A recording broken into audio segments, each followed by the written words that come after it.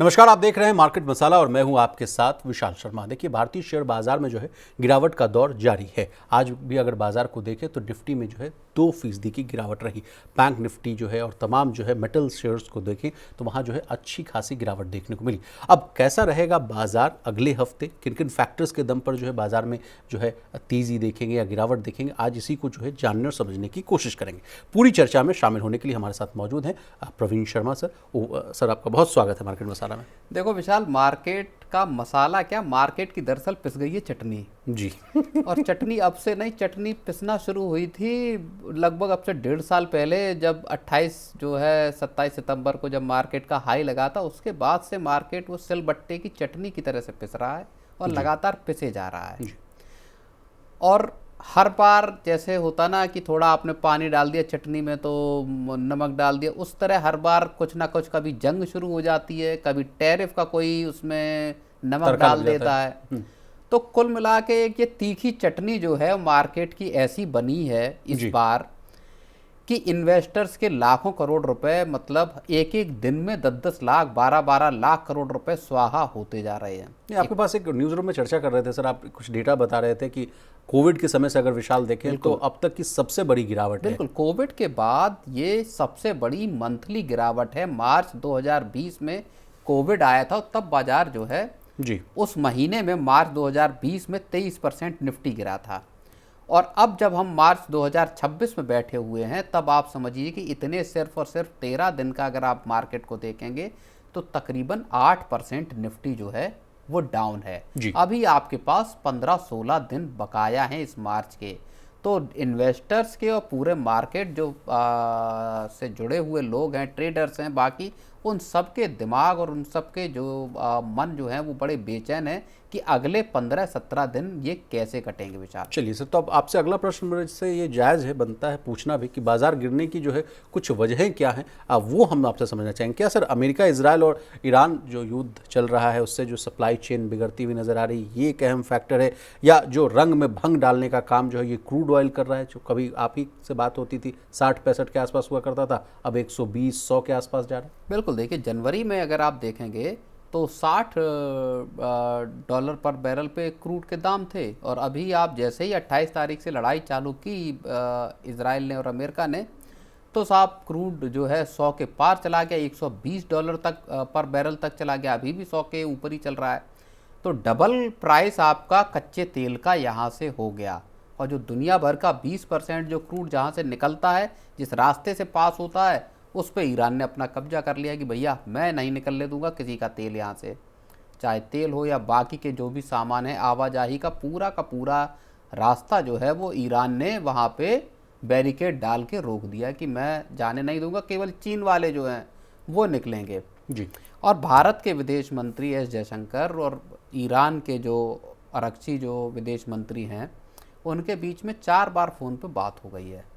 भारत लगातार इस बात की कोशिश कर रहा है, भारत बातचीत में ये कह रहा है कि हम एक कंस्ट्रक्टिव भूमिका निभाने के लिए तैयार हैं, हम इस पीस और जो दोनों के देशों के बीच में बायलैटरल रिलेशनशिप हैं, इसको हम आगे ले जाने के लिए तैयार हैं।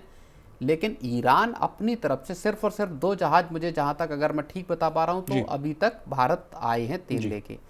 तो भारत अभी तक इस बात को लेके पुख्ता तौर पर ईरान को राजी कर पाने में नाकाम रहा है कि आप साहब, जैसी चीन को रियायत है कि चीन के जहाज आ जा रहे हैं, वैसी रियायत आप हमें भी दीजिए, और इसीलिए तेल में जो है वो लगी हुई है आग जी। क्या इसके पीछे 2 वजह है बॉस? एक वजह ये कि 1 करोड़ से अधिक जो भारतीय जो है मिडिल ईस्ट में फंसे हुए, एक वो कारण जिस वजह से इंडिया जो है टॉकिंग टर्म्स में जाना चाह रहा है, और दूसरी सबसे बड़ी वजह ये कि क्या जो एनर्जी क्राइसिस को लेकर जो है चिंताएं हैं हम इंडिया को लेकर, उसको सॉल्व करना चाहता है। 2 अहम फैक्टर हैं या कुछ और? एनर्जी क्राइसिस, एनर्जी की सप्लाई चेन, भारत की ज़्यादातर जो सप्लाई है वो स्ट्रेट ऑफ हॉर्मुज़ से है, और आसान है, सस्ता है, वहाँ से तेल आप लाते थे और पूरी की पूरी सप्लाई लाइन दुरुस्त थी।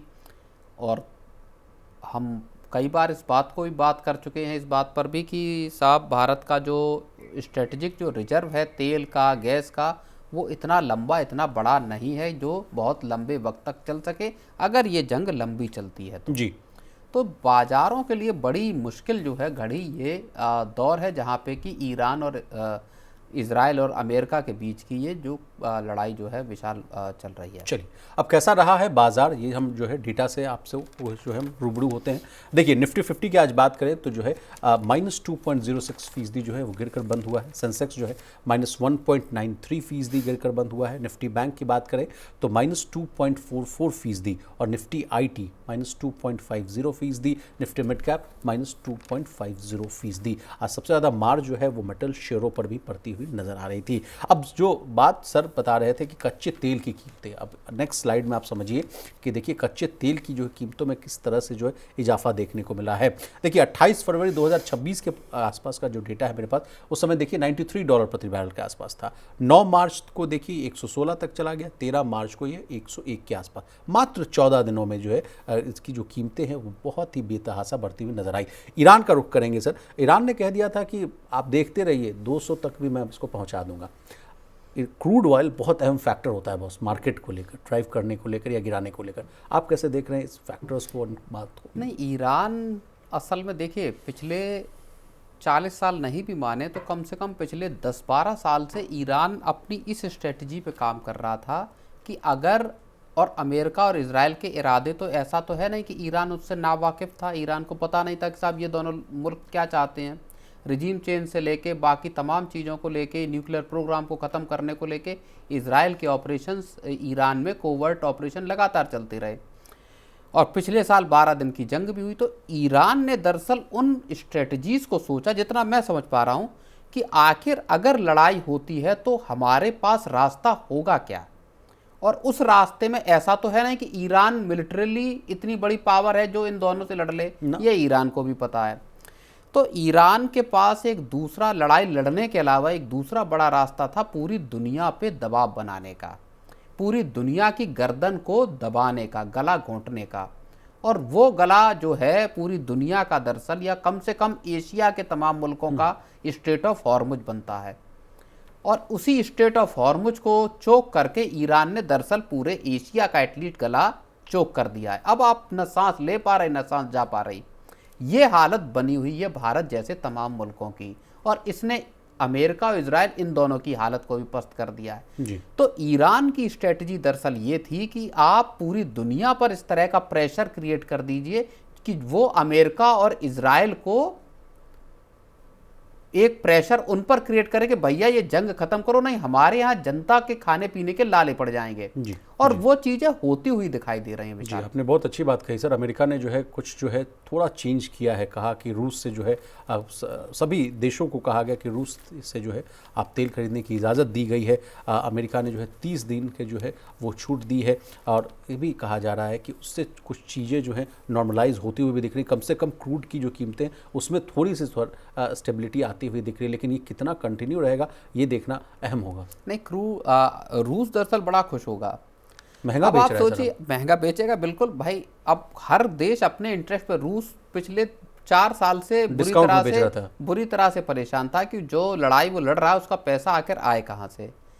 अब पहली बार ऐसा चांस मिला है, लड़ाई भले हुई है 2-3 देशों के बीच में, लेकिन रूस के लिए पहली बार एक अच्छी खबर इतने 4-5 साल में आई है जब रूस को ये मौका मिला है कि भाई आप जिसे चाहे जितना मर्जी चाहे तेल बेचिए।